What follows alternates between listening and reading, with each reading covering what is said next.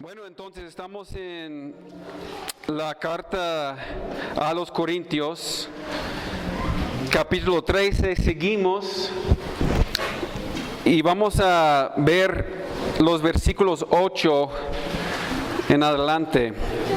Deje leer la lectura. Versículo 8, capítulo 13. El amor nunca deja de ser, pero las profecías se acabarán y cesarán las lenguas y la ciencia acabará, porque en parte conocemos y en parte profetizamos. Mas cuando venga lo perfecto, entonces lo que es en parte se acabará. Cuando yo era niño, hablaba como niño, pensaba como niño, juzgaba como niño, mas cuando ya fui hombre, dejé lo que era de niño. Ahora vemos por espejo oscuramente, mas entonces veremos cara a cara. Ahora conozco en parte, pero entonces conoceré como fui conocido. Y ahora permanecen la fe, la esperanza y el amor, estos tres, pero el mayor de ellos es el amor. En las últimas prédicas hemos hablado de la importancia del amor. De hecho, que el amor es más importante que todo. El amor es la virtud, pues, preeminente.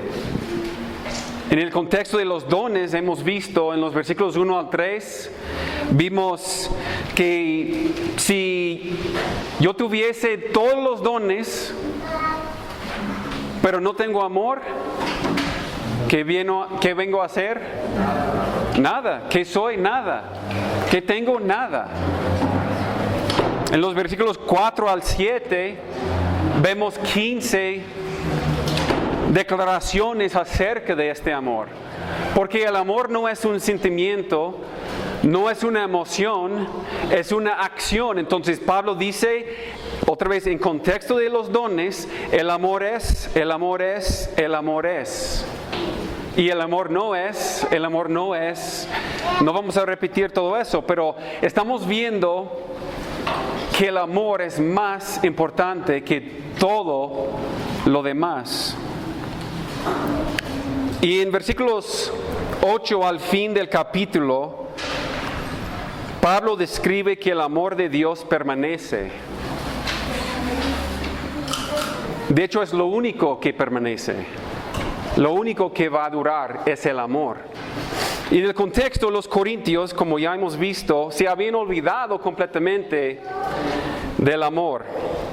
De este principio tan básico, tan fundamental a la fe y la vida cristiana. Hemos visto que sus vidas fueron marcadas por la falta de amor, materialismo, el egoísmo, actitudes contenciosas, inmoralidad, arrogancia, la mundanalidad, la carnalidad, etcétera, etcétera, etcétera. De hecho, pues muchos hace 40 años, 30 años, muchos en las iglesias empezaron a decir cristianos carnales. Se llamaban cristianos carnales según estos pasajes de los Corintios, pues ellos eran carnales. Entonces hay una clase de cristiano carnal y luego hay otra clase de cristiano que demuestra amor, que es verdadero, que es un verdadero hijo de Dios.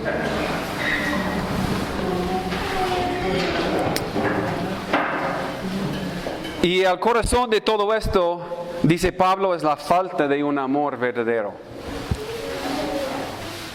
Y en esos capítulos estamos viendo que esa falta de amor se manifestó en sus actitudes hacia los demás en cuanto a los dones espirituales. Sus reuniones se habían convertido en un caos total. ¿Por qué? Porque cada quien quería ser visto como el más espiritual. Pues yo soy más espiritual que mi hermano porque yo tengo ese don, yo tengo estos dones, yo lo voy a ejercitar de mi manera. ¿Por qué? Porque yo soy aquí, ustedes aquí abajo. Entonces en el capítulo 13, lo cual todos conocemos como el capítulo de amor, pero realmente es una condenación del comportamiento de esa iglesia. Es una acusación contra ellos. Es una descripción de todo lo opuesto de lo que el apóstol Pablo encontraba en la iglesia de Corintio. Entonces, cuando él escribe esa carta y pone ese capítulo 13 aquí en este lugar, dentro del capítulo 12 a 14, tiene que ver con los dones. No es un llamado a tener amor en su matrimonio, como Humberto explicó hace unas semanas. Pues sí, podemos aplicar los principios del amor, ¿no?, en nuestros matrimonios, por supuesto.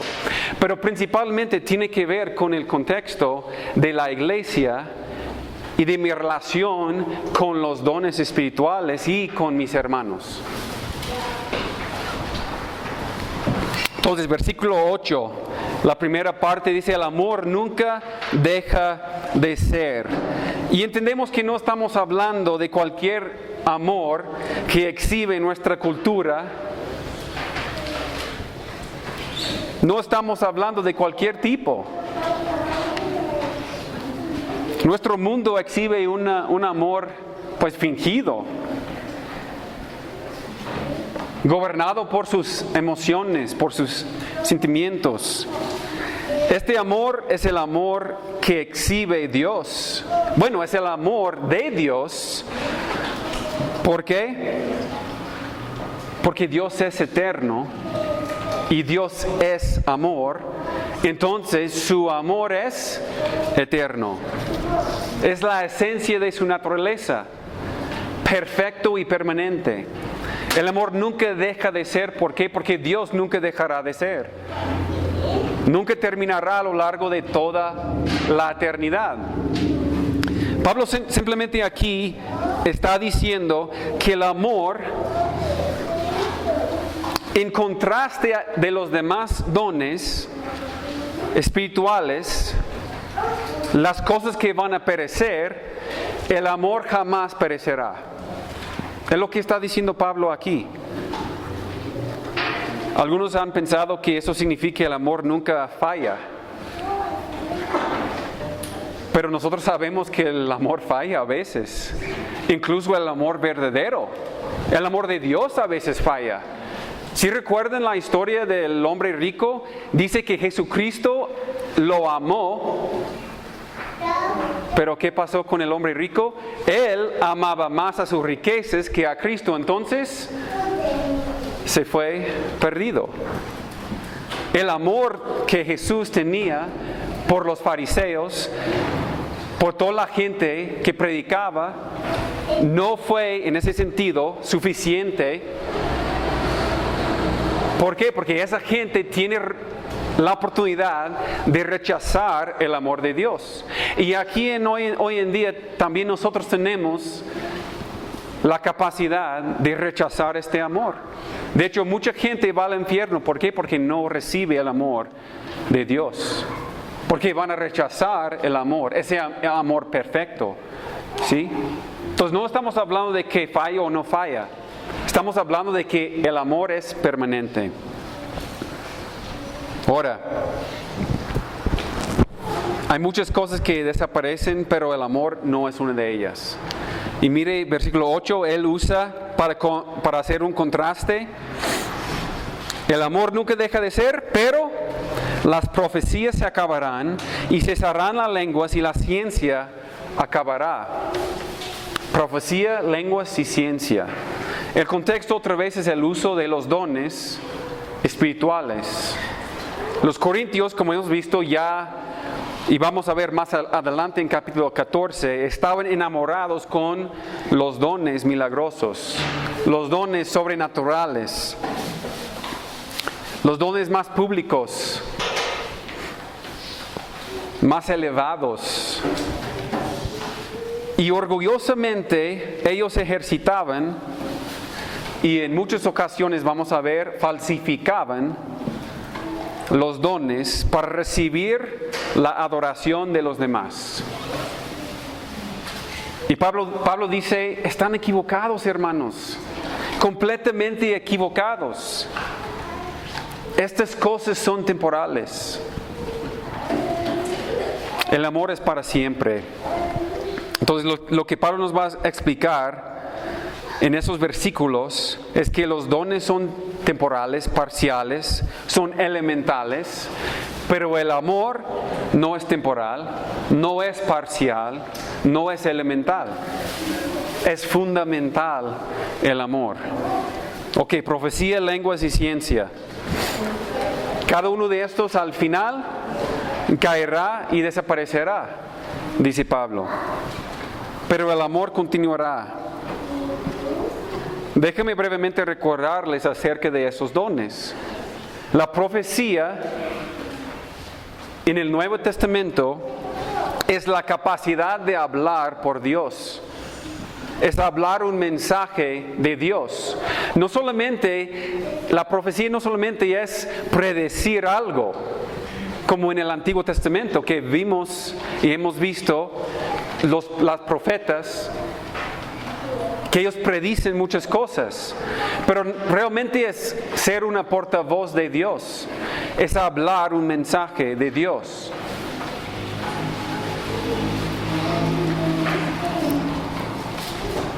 La ciencia, hermanos, es conocimiento. Es Dios comunicándose a nosotros, comunicándose con el hombre. Y para el hombre es la capacidad de entender verdades espirituales y conocer a un nivel más profundo. Tiene que ver con nuestro entendimiento, con la capacidad de poder entender las cosas espirituales. Y las lenguas son la capacidad milagrosa, sobrenatural para hablar idiomas que uno no conoce. Era una señal para autenticar el mensaje y el mensajero. Ahora, yo hablo otro idioma, algunos aquí hablan otro idioma, algunos hablan inglés. Pues no tengo el don de lenguas. Yo estudié, hermanos. Y si usted conoce otro idioma es porque ha estudiado. ¿Sí? Pero eso era la capacidad sobrenatural y milagrosa para poder hablar un idioma sin haber estudiado nada de ese idioma. Ok, entonces, Pablo dice profecía, dice lenguas, dice ciencia.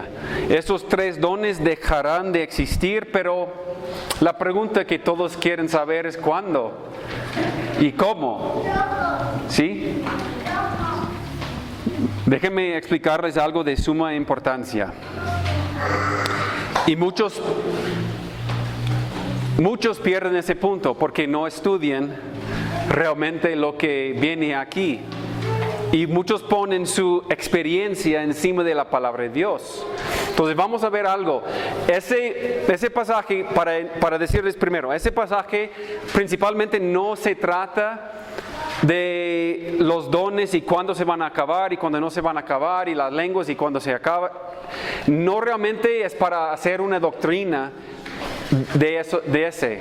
Pero nosotros vamos a ver unos principios aquí y vamos a ver unas razones por las cuales lo que creemos nosotros, por las cosas que creemos como iglesia. Pero primeramente, Pablo usa dos verbos aquí. Pablo pudiera haber usado un solo verbo aquí. Él podía haber dicho, la profecía se acabará, las lenguas se acabarán, la ciencia se acabará. Pero ¿qué dice Pablo? Las profecías se acabarán, las lenguas cesarán y la ciencia acabará. Él usa dos verbos diferentes. ¿Por qué? Porque él quería comunicarse algo a nosotros. Entonces, nosotros tenemos que ver esos dos verbos. En el griego, acabarán precede de la palabra katargeo, que significa reducido a la inactividad o abolir. abolir. Los dones de profecía y ciencia un día dejarán de funcionar. Este verbo, y es muy importante, hermanos, aparece en el pasivo. Algunos pues ni siquiera saben lo que eso significa, les voy a decir, porque es importante. Aparece en el pasivo. ¿Por qué es importante? Es decir, que algo hará que dejen de funcionar. Algo fuera de ellos hará que deje de funcionar. Como veremos más adelante en versículo 10, ese dice que ese algo es lo perfecto. Pero ahora, hermanos, el otro verbo, cesará, cesar procede de otro verbo que significa parar o llegar al final. Pues muy parecido. Pero a diferencia de katargeo, este verbo se usa aquí en la voz media en griega, la cual cuando se emplea para objetos inanimados, las lenguas son objetos inanimados, indica una acción reflexiva. ¿Qué significa una acción reflexiva? Causada por uno mismo. La causa viene de dentro, es inherente en ello. Entonces, ¿qué está diciendo Pablo? Dios le dio al don de lenguas un elemento inherente en el que lo llevará a cesar. Pablo dice, el don cesará por sí mismo. Como una batería tiene una cantidad de vida, cuando alcanza su límite, su actividad cesa automáticamente. ¿Sí? Él pudiera haber usado el mismo verbo, hermanos, pero usó dos verbos diferentes para comunicar algo importante. La profecía y la ciencia acabarán por medio de algo fuera de ellos, pero el don de lengua cesará por sí mismo. Esa distinción de verbos es indiscutible. Y es muy importante entender. Ahora, todavía queda la pregunta, entonces, ¿cuándo y cómo? Versículo 9. ¿Sí entendieron la diferencia, hermanos? Algo por fuera y por sí mismo. ¿Sí? Por lo que está adentro. Ok, versículo 9. Porque en parte conocemos y en parte profetizamos, mas cuando venga lo perfecto, entonces lo que es en parte se acabará. Perdón. Cuando venga lo perfecto, acabarán. ¿Qué acabará? ¿Qué es ausente de la lista? No dice las lenguas acabarán. Dice cuando venga lo perfecto, acabará lo parcial. ¿Qué es lo parcial? Dice la profecía y la ciencia. De hecho, aquí no aparecen las lenguas, no aparecen. Es ausente de esta lista. Muchos dicen, no, es que sigue hablando de lo mismo. Pero entonces, ¿por qué Pablo no dice, porque en parte hablamos en lenguas? No lo dice. Él deja de hablar de lenguas. Él cambia el punto a la profecía y a la ciencia, las cuales van a acabar. Entonces podemos entender nosotros que algo, lo perfecto, causa que terminara la profecía y que terminara la ciencia. ¿Por qué? Porque el cese de lenguas no aparece mencionado en relación con la venida de lo perfecto.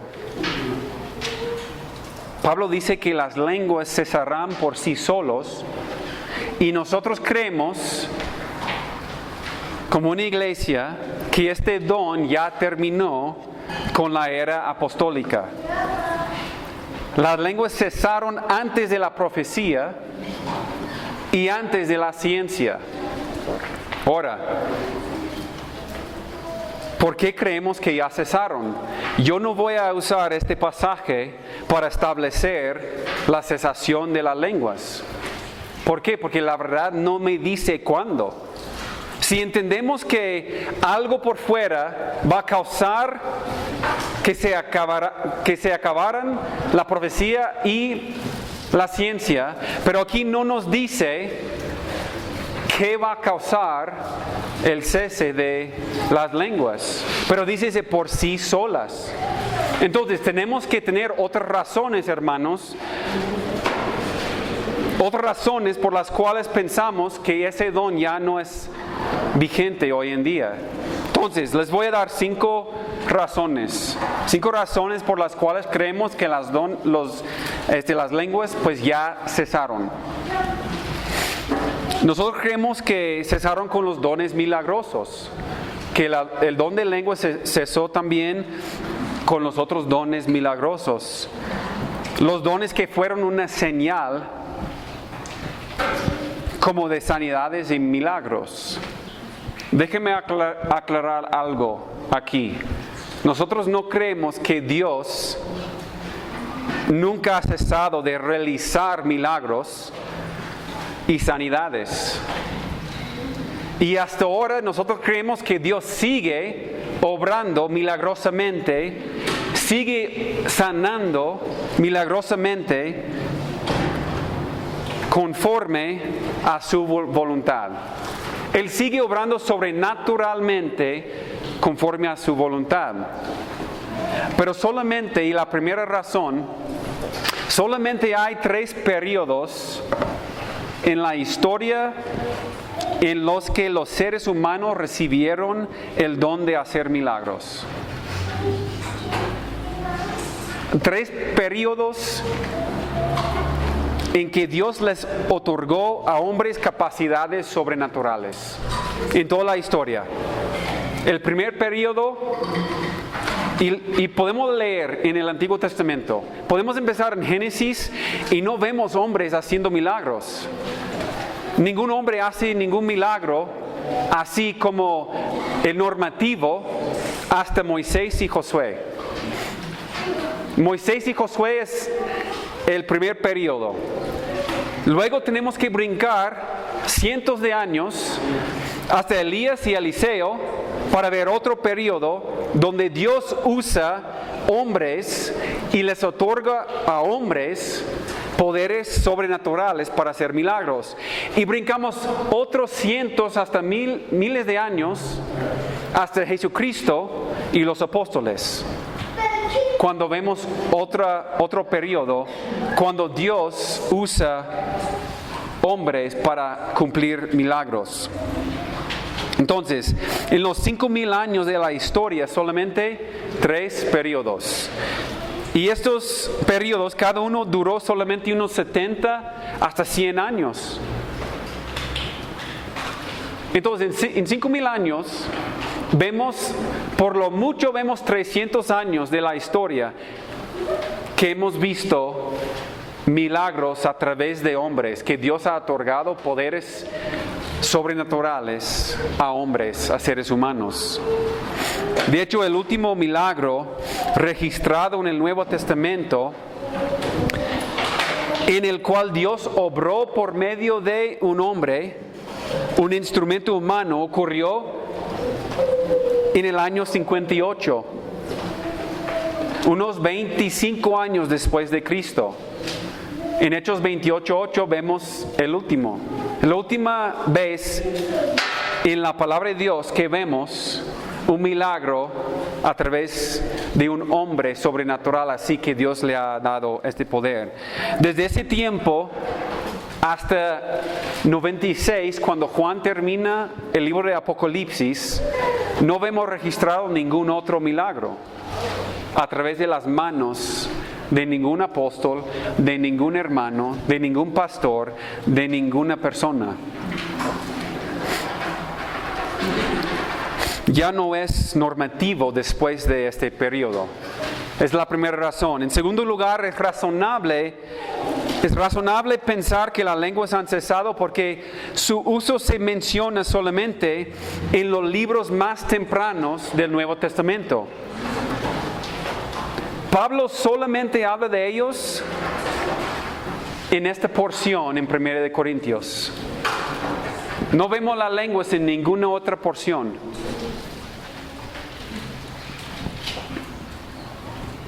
Y la verdad, hermanos, esa carta es una de las primeras cartas escritas. Esa carta fue escrita antes del libro de Hechos.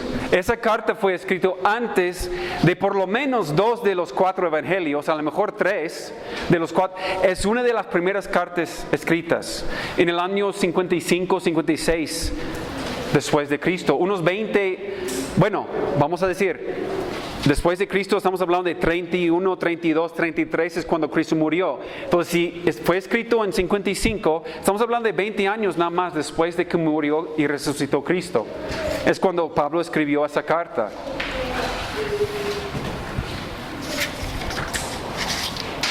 En ninguna carta después, escrito por Pablo, Santiago, Pedro, Juan, Judas, en ninguna se refiere a las lenguas. El único lugar es aquí, en estos capítulos. Y vamos a ver la semana que entra que Pablo escribió esa porción para condenarlos por su falsificación del don. Entonces, él no los escribió diciendo, tienes que hacer esto, esto, aquel otro. Bueno, vamos a ver que sí hay una referencia a cómo se manifiesta el don. Pero básicamente Pablo les escribe para condenarles por su uso del don.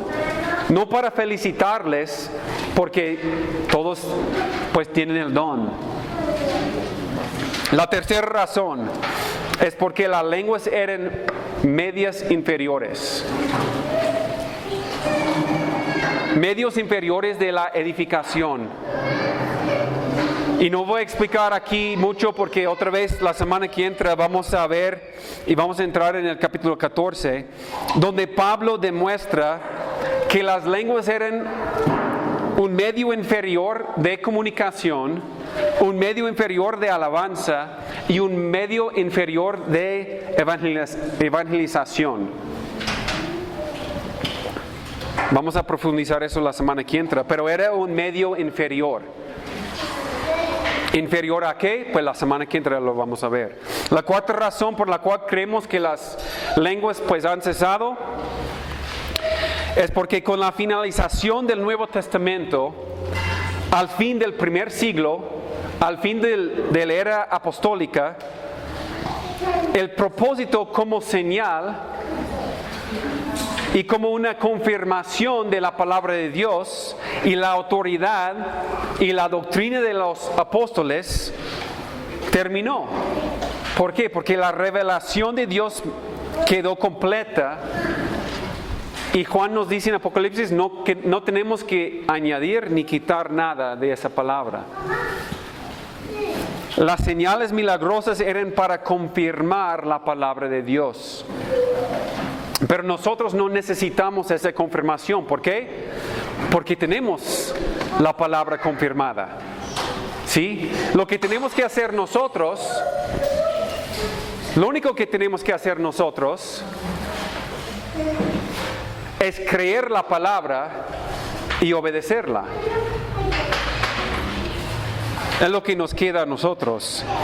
Entonces las lenguas terminaron su propósito, porque eso fue el propósito, confirmar la palabra. Y la última razón, la quinta razón, es que en los últimos 1900 años, casi 2000 años, en los últimos 2000 años, y eso va junto con la primera razón, desde la era apostólica solo ha reaparecido de forma irregular y cuestionable. No se mencionan las lenguas favorables en los escritos de los padres de la iglesia. Clemente de Roma en 95 ni siquiera menciona las lenguas en sus escritos. Justino Mártir en el segundo siglo no dice nada acerca de las lenguas. Orígenes en el tercer siglo no menciona las lenguas más que para decir que fueron temporales. Y Crisóstomo en el cuarto siglo escribió que las lenguas ya habían dejado de existir. Agustín dijo que ya han desaparecido. Un comentarista de nuestra época dice: los teólogos y historiadores de los primeros siglos de la iglesia sostienen por unanimidad que las lenguas cesaron después del tiempo de los apóstoles. Al parecer no se volvió a mencionar en el cristianismo la práctica de hablar en lenguas hasta los siglos XVII y XVIII, cuando apareció el don falsificado. ¿En cuál grupo? En varios grupos católicos romanos, hermanos. Apareció el don falsificado. Entonces, durante más de 1800 años, junto con otros dones milagrosos, fueron desconocidos totalmente en la vida y la doctrina de la iglesia. Bueno, de la iglesia ortodoxa. ¿Sí? Ahora, en nuestra época es un tema importante. ¿Ustedes creen que es un tema importante para nosotros en nuestra época entender esa doctrina? Porque hay personas dentro del cristianismo que quieren declarar que tú puedes recibir revelación personal, revelación divina, y tú puedes hablar en lenguas, pero no las lenguas bíblicas, lenguas privadas. Y si no recibes ese don, en algunos círculos no te consideren un cristiano. Incluso te dicen, pues ni siquiera tienes el Espíritu Santo si no has hablado en lenguas. Pero la verdad es que lo que están experimentando ellos no es el don bíblico, es una falsificación y una distorsión del don. ¿Por qué? Porque ellos quieren sentir más elevados, más espirituales, ¿como quién? Como los corintios. Ahora, vamos a entrar en eso la semana que entra y vamos a ver más acerca de eso. Entonces, por el día de hoy, podemos concluir por esas 5 razones, y hay más razones, hermanos. Vamos a concluir que el don de lenguas como algo normativo ya ha cesado. Como algo normativo ya ha cesado. ¿Puede Dios hacer algo milagroso en una parte del mundo? ¿Puede Dios hacer algo sobrenatural en la vida de alguien? Claro que sí. Yo he escuchado historias de musulmanes que tienen visiones y que tienen sueños, que tienen experiencias, y la verdad los creo. ¿Por qué? Porque ellos no tienen acceso a la palabra de Dios. Entonces yo creo que Dios puede usar cosas así milagrosas para atraer a esa gente a Jesucristo. Pero no es lo normativo, hermanos. ¿Sí? Como una batería tiene una cantidad determinada de energía y un tiempo limitado, cuando alcanza su límite, su actividad cesa por sí sola. Y nosotros creemos que esos dones cesaron por sí solos. ¿Sí? El don de lenguas. Ok. Versículo 9, porque en parte conocemos y en parte profetizamos, mas cuando venga lo perfecto, entonces lo que es en parte se acabará. Ahora llegamos a ciencia y profecía, y ahora llegamos al otro verbo aquí que dice que se acabarán por algo fuera de ellos mismos. Esos dones se van a acabar cuando venga lo perfecto. Las lenguas cesaron por sí solas, pero la profecía y la ciencia no se acabarán hasta que venga lo perfecto. Otra vez regresamos a la pregunta: ¿cuándo y cómo? ¿Qué es lo perfecto? Pues lo vamos a dejar para las... no es cierto, hermanos. ¿Qué es lo perfecto? Lo que Pablo destaca en esos versículos es la parcialidad de la ciencia y la profecía. Nosotros tenemos mentes finitas y depravadas que no tienen la capacidad de comprender la verdad infinita. Por eso habla de lo parcial. Por eso dice que la profecía y la ciencia es parcial. No porque la profecía es parcial, pero nuestro entendimiento es parcial. Porque si la profecía es la palabra de Dios no es parcial.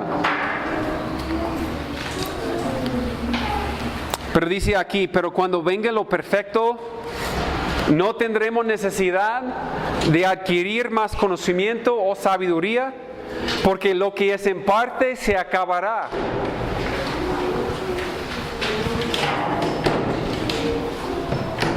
Voy a contestar esa pregunta de qué es lo perfecto, pero versículo 11. Cuando yo era niño, hablaba como niño, pensaba como niño, juzgaba como niño, mas cuando ya fui hombre dejé lo que era de niño. Ahora vemos por espejo oscuramente, mas entonces veremos cara a cara. Ahora conozco en parte, pero entonces conoceré como fui conocido. Pablo describe lo que ocurre cuando venga lo perfecto. En la vida terrenal, nosotros somos como niños. Como niños que no sabemos nada, no sabemos mucho. Hablamos como niños, dice, pensamos como niños, juzgamos como niños. Pero cuando crecemos, pues hay una madurez, ¿sí? Espiritualmente nosotros todavía somos niños. Es lo que se refiere Pablo aquí, espiritualmente. Y la comparación es con lo que seremos cuando venga lo perfecto. ¿Qué es lo perfecto? Hay varios puntos de vista y los voy a mencionar. No los voy a profundizar, pero los voy a mencionar porque otra vez eso no es el punto. No hemos llegado al punto principal del mensaje, hermanos. Todavía no hemos llegado. Ok. Algunos creen que lo perfecto fue la terminación de las Escrituras. Cuando Juan terminó Apocalipsis, pues ya vino el perfecto. Pero déjame preguntarle algo a usted. Ya que tienes la Escritura en tus manos, ya tienes todo conocimiento, ya tienes todo misterio. ¿O cuál persona aquí, quién aquí una vez ha preguntado, ¿qué significa eso? ¿Qué significa este pasaje? ¿Qué significa esa palabra? ¿Qué significa ese versículo? Entonces, ¿vino lo perfecto con la palabra de Dios? No, hermanos. No vino el perfecto con la palabra de Dios. Sí es cierto. Tenemos las Escrituras. Las Escrituras nos dan un cuadro de Dios. Las Escrituras sí son perfectas. La palabra de Dios sí es perfecta. Pero nosotros no vemos a Dios cara a cara a través de las Escrituras. Todavía nosotros vemos como en un espejo oscuramente, como dice el versículo 12. Otros creen que lo perfecto se refiere a la segunda venida de Cristo. A la segunda venida de Cristo. Pero perfecto, otra vez vamos a estudiar la gramática. Lo perfecto es neutro en el griego. ¿Qué significa neutro? ¿Qué significa eso? Eso elimina la posibilidad de que se refiere a una persona. Si no fuéramos a estudiar la gramática, hermanos, en el original, podríamos nosotros también equivocarnos. No, pues eso es Jesús. La venida de Cristo es perfecto. Dice cuando venga lo perfecto, ya entendemos que es Cristo. Pero el griego elimina esa posibilidad. Porque es neutro y no puede referirse a una persona. Hay otros puntos de vista, el arrebatamiento, entre otros, pero nada más les voy a compartir lo que creemos nosotros. Y sí tiene que ver con Cristo, pero no es Cristo en este sentido. Lo perfecto, hermanos, se refiere al estado de perfección eterno en los cielos. Cuando venga el estado perfecto en los cielos. Ahora, el estado eterno comienza ¿cuándo? O con mi muerte, o con la venida de Cristo cuando nos lleva a los cielos. Pero no se refiere a Jesucristo en ese sentido. Se refiere a este estado en el cielo. ¿Por qué? ¿Por qué eso? ¿Por qué creemos así? Porque en un instante se acabará para nosotros la necesidad de los dones espirituales, porque tendremos todo conocimiento y veremos cara a cara a nuestro Señor Jesucristo. Solo en el cielo conoceré como fui conocido. Solo en el cielo, hermanos.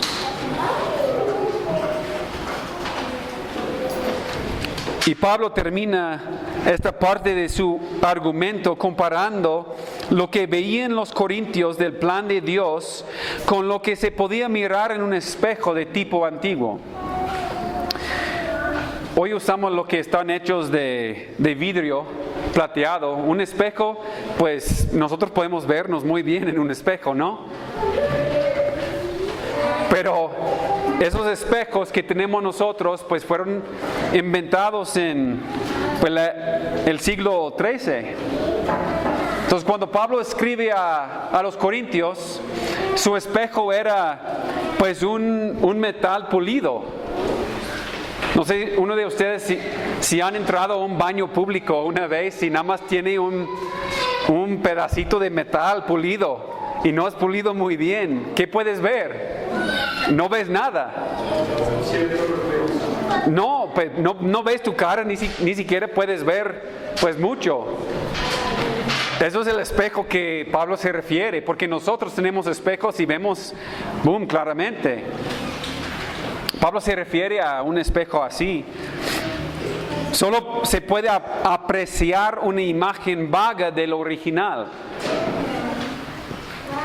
El apóstol dice que así veían oscuramente y nosotros, eso es lo que vemos hoy en día.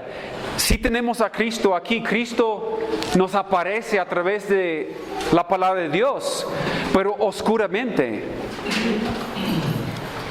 Pero algún día, en un instante, así Dios nos va a cambiar y nos va a dar todo conocimiento. Vamos a estar parados delante de Cristo, cara a cara, y vamos a ver la perfección y vamos a entender todas las cosas.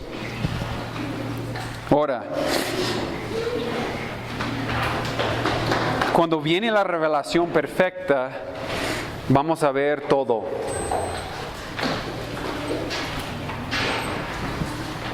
Y solamente es al llegar a los cielos, al llegar delante de nuestro Señor Jesucristo. 1 de Juan 3. 1 de Juan 3.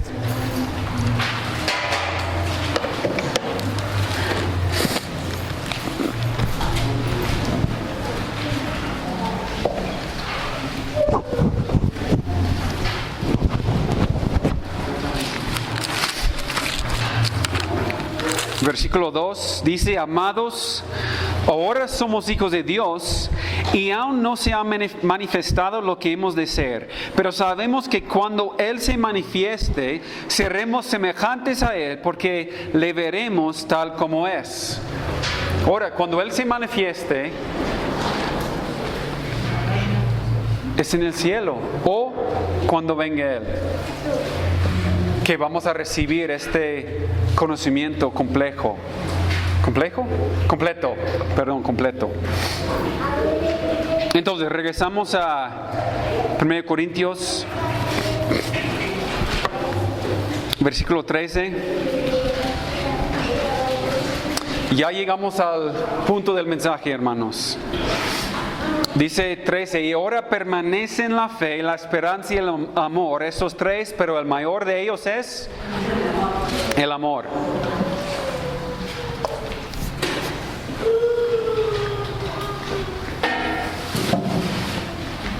Pablo dice, en lugar de buscar los dones más reconocidos, más milagrosos, más espectaculares,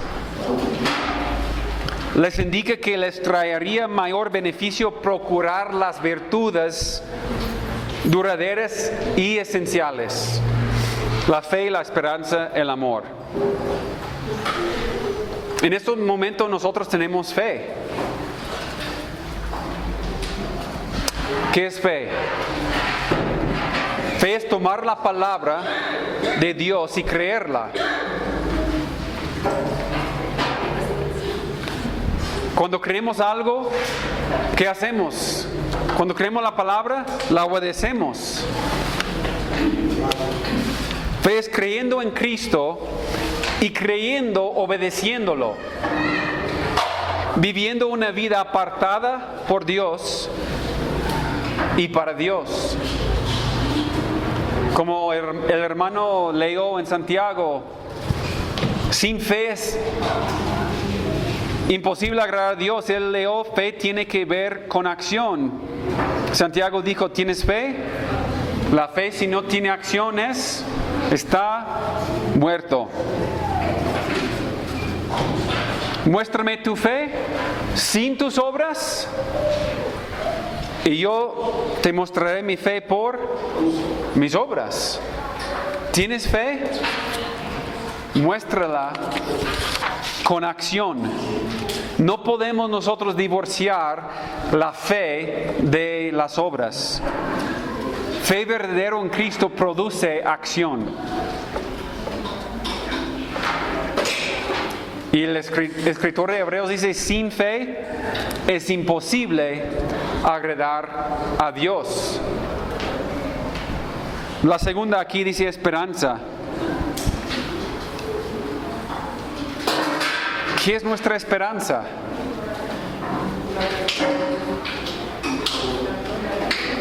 ¿En qué esperamos nosotros? En Cristo. Tito 2:13 nos habla de la esperanza, lo describe nuestra esperanza.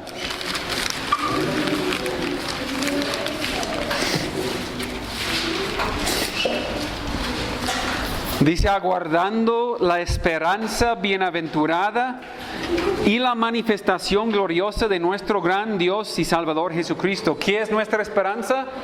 La manifestación de Jesucristo, la culminación de nuestra fe.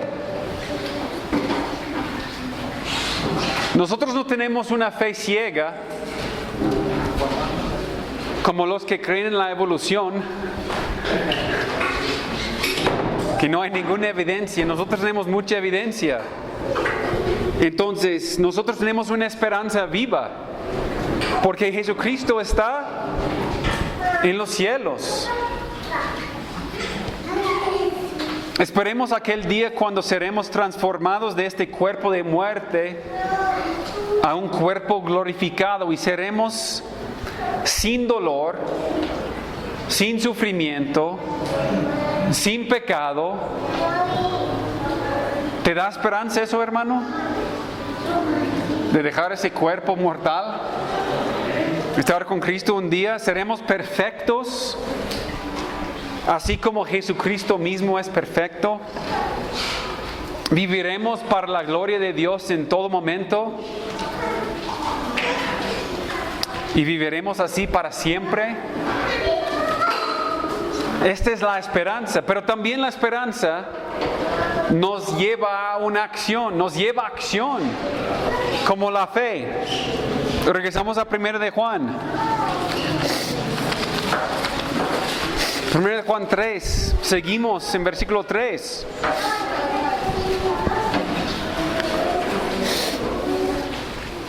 La fe que tenemos en Jesucristo nos lleva a una acción. La esperanza que tenemos en Jesucristo nos lleva a acción.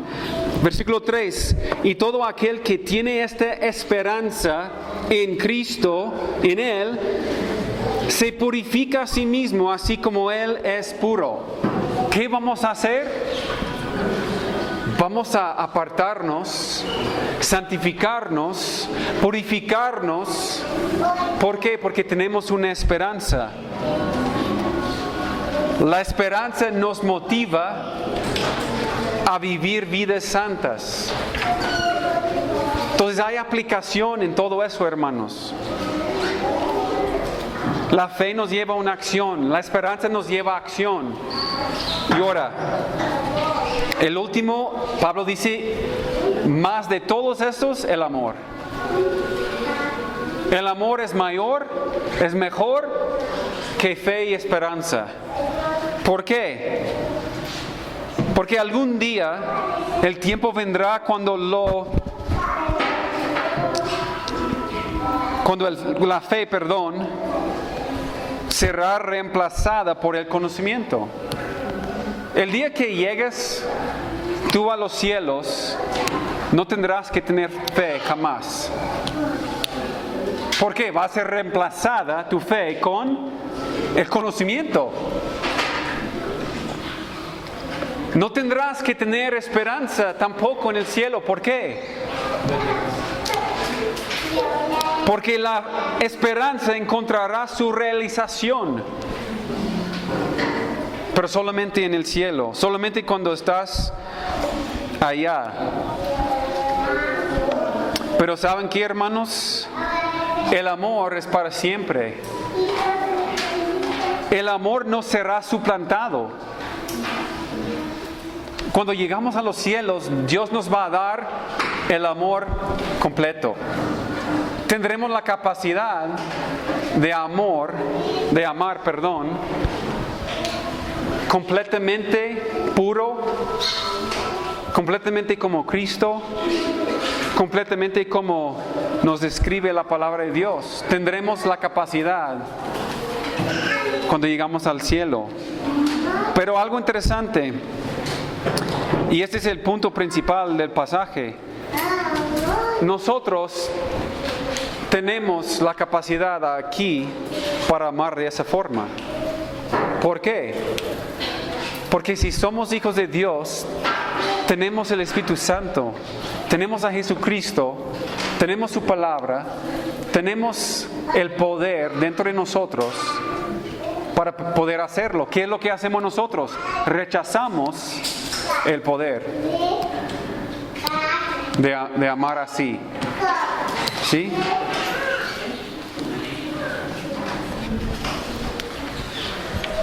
Ese es el punto principal. Y por eso Pablo dijo en capítulo 12, de 1 Corintios, versículo 31, hablando de los dones, él dice, mas yo los enseñaré el camino más excelente. Y luego entra el capítulo 13 y empieza a hablar del amor. ¿Cuál es el camino más excelente? Es el amor, hermanos. Y Pablo demuestra ese camino más excelente. Y si vas a recordar algo, recuerda eso. Debemos de empatizar el amor sobre los dones espirituales. ¿Por qué? Porque el amor es eterno. Los dones son temporales. Debemos empatizar, debemos de empatizar el amor. Y nosotros hemos empatizado mucho los dones en los últimos estudios, ¿no? Porque Pablo empatiza los dones. Pero ahora llegamos a este punto cuando Pablo dice, todo lo que he enseñado, todo lo que he hablado acerca de los dones, no importa si no tienes amor. Si tú eres el mejor predicador del mundo, pero no amas a tus hermanos y tú eres egoísta, tú eres orgulloso, tú no eres nada para mí, dice Dios. No sirve para nada. Entonces, ¿qué debemos de buscar desarrollar aquí dentro de esa congregación? No es la habilidad de enseñar, no es la capacidad de profetizar, no es la capacidad de servir tampoco. Es amar los unos a los otros. Ahora, el amor nos lleva a acción. El amor nos lleva a enseñar la doctrina pura. El amor nos lleva a servir los unos a los otros.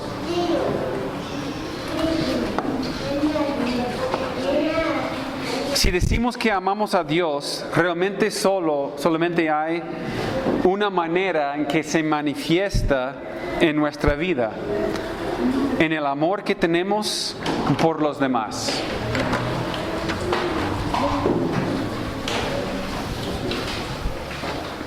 Porque yo puedo jactarme en un don que supuestamente tengo, pero si no estoy sirviendo a Dios con un corazón pues completamente entregado a Él, con ese amor verdadero, yo llego a ser, como dice Pablo aquí en versículo 1 de 13, dice: vengo a ser como metal que resuena o símbolo que retiñe. Y tristemente hay muchas congregaciones que tienen líderes, que tienen pastores, que tienen hermanos que no tienen amor y que llegan a ser símbolos así, que nada más hacen ruido, porque con sus vidas, su vida no concuerda. Entonces, ¿cómo le hacemos, hermanos? 1 de Juan, seguimos en en capítulo 3. Escuchen lo que Juan dice acerca de la prioridad del amor. Versículo 16. 1 de Juan 3. En esto hemos conocido el amor, en que Él puso su vida por nosotros. También nosotros debemos poner nuestras vidas por los hermanos. Pero el que tiene bienes de este mundo y ve a su hermano tener necesidad y cierra contra él su corazón, ¿cómo mora el amor de Dios en él? Hijitos míos, no amemos de palabra ni de lengua, sino de hecho y en verdad. El amor es la prioridad, hermanos. Capítulo 4, versículo 8. El que no ama no ha conocido a Dios, porque Dios es amor. Hermanos, me asusta. He escuchado cristianos, bueno, según Juan, no son cristianos. He escuchado personas decirme: jamás puedo amar a esa persona. Jamás puedo perdonar a esa persona. Jamás puedo olvidar lo que me hicieron. Jamás puedo. Y yo digo: wow, tranquilo, hermano, espera, con cuidado, porque Juan aquí dice: si no amas, no conoces a Dios.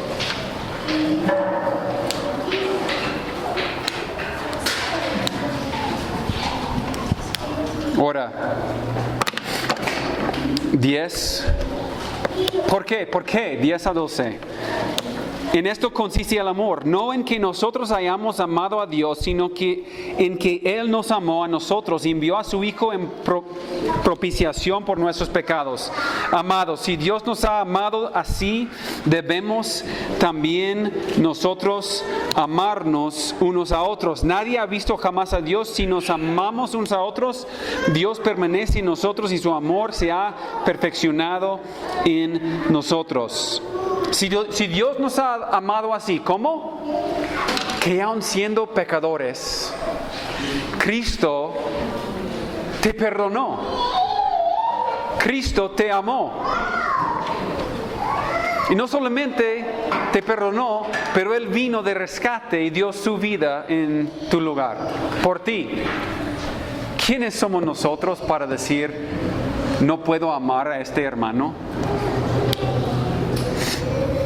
¿No puedo perdonar a este hermano? no puedo demostrar amor hacia esa persona. ¿Quiénes somos? ¿Tan orgullosos y egoístas? Versículo 16, vamos a seguir.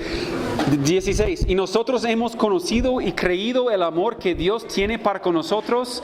Dios es amor, y el que permanece en amor permanece en Dios y Dios en él. ¿Vamos entendiendo, hermanos?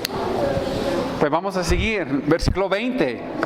Si alguno dice yo amo a Dios y aborrece a su hermano, es mentiroso. Pues el que no ama a su hermano a quien ha visto, ¿cómo puede amar a Dios a quien no ha visto? Y nosotros tenemos este mandamiento de Él: el que ama a Dios, ame también a su hermano. El amor nos lleva a acción. Capítulo 5, versículo 1. Todo aquel que cree que Jesús es el Cristo es nacido de Dios. Y todo aquel que ama al que engendró, ama también al que ha sido engendrado por Él. En esto conocemos que amamos a los hijos de Dios cuando amamos a Dios y guardamos sus mandamientos. Pues este es el amor de Dios, que guardemos sus mandamientos, y sus mandamientos no son gravosos. ¿Pueden ver el círculo, hermanos? Yo amo a Cristo, pero aborrezco a mi hermano. No, yo amo a Cristo y amo a mi hermano. Yo amo a mi hermano porque amo a Cristo. Es un círculo. Yo amo a Cristo, entonces obedezco sus mandamientos. ¿Cuáles son sus mandamientos? Amas a tu prójimo. ¿Cuánto amo a Cristo? Pero a la iglesia no. ¿Cuánto amo a Cristo? Pero a estos hermanos no los soporto. ¿De veras? Juan aquí dice que no conoces a Cristo si esa es su actitud. Entonces, nosotros tenemos esa capacidad de amar de esa forma. A través del ejemplo de Cristo. Del ejemplo de Cristo. El amor, hermanos, es la prioridad. El punto principal de toda nuestra vida cristiana. Y en el contexto del pasaje de 1 Corintios, era la característica que hacía falta entre ellos. Hacía falta el amor. Y Pedro nos dice en 1 Pedro, no lo vemos, 4:8, dice: ante todo, tengan entre ustedes amor. ¿Por qué? Porque el amor cubrirá una multitud de pecados o ofensas. Ante todo, procurad el amor. Todo tu esfuerzo, toda tu energía, procuren pues el amor. Iglesia Bíblica Zacatecas, tenemos que desarrollar el amor sobre todo. Es lo único que permanecerá. Las lenguas ya han cesado. El contenido de la profecía y la ciencia tiene importancia. Pero cuando venga lo perfecto, se acabarán también. Y no tendremos necesidad de ellos porque estaremos cara a cara con nuestro Señor. Y lo único que le va a importar es el amor que tuvimos para con los hermanos. Los dones son temporales, el amor es eterno. ¿Qué es la aplicación de hoy? Regresamos a 1 Corintios y terminamos con 3 palabras. 1 Corintios, 3 palabras, hermanos. Capítulo 14, las primeras 3 palabras. Díganlas conmigo. Las primeras 3 palabras, hermanos. Seguid el amor. ¿Otra vez? Seguid el amor. Es la aplicación. Es un mandato.